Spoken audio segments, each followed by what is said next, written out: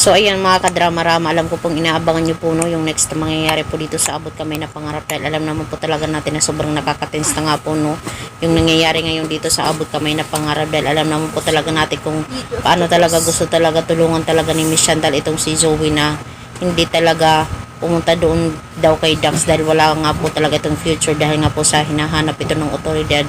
Sa totoo lang po talaga, kung iisipin mo, wala naman talaga siyang future. Pero itong si Zoe, sabi pa nga niya, ano na siya, pagod na daw siya na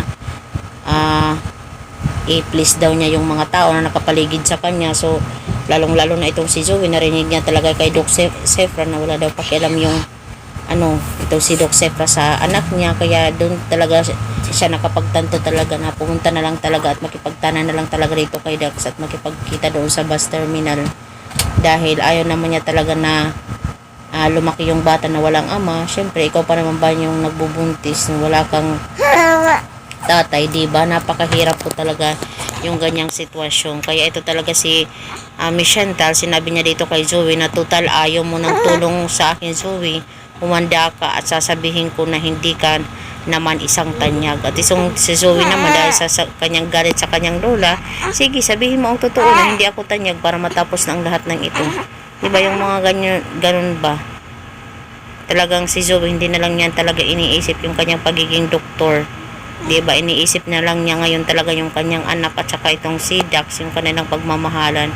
Kasi maraming mga pagkakataon talaga na nangyayari yan sa totoong buhay na talagang yung iba uunahin yung yung profession mo, pero talagang most of the time talaga may mga tao talaga na gusto talagang mag-stand at talagang stand po talaga sila sa kanilang sariling mga paa talaga. Kaya itong si Zoe, nakaka-proud din po talaga dahil talagang ginawa niya talaga yung tama at kung ano talaga yung makabuti para sa kanyang pamilya. Yun lang, itong si Dax dahil nahanap nga po talaga ng otoridad dahil isa nga po ting kriminal. Yun ang problema. Sabi pa nga ni Zoe noon, ayaw niya makilala na yung tatay niya isang kriminal. Pero yun ang mahirap dahil wala nang magagawa talaga si Zoe kundi harapin na lang talaga yung katotohanan at hindi na lang sabihin sa kanyang anak na ganoon talaga yung tatay niya, diba? Pero alam naman po talaga natin na pagdating ng panahon, ipapaintindi naman talaga ni Zoe yan lahat-lahat. So itong si Miss Chantal ay wala na talagang magagawa dito kay Zoe, no? Dahil desisyon niya yan at saka malaki na si Zoe.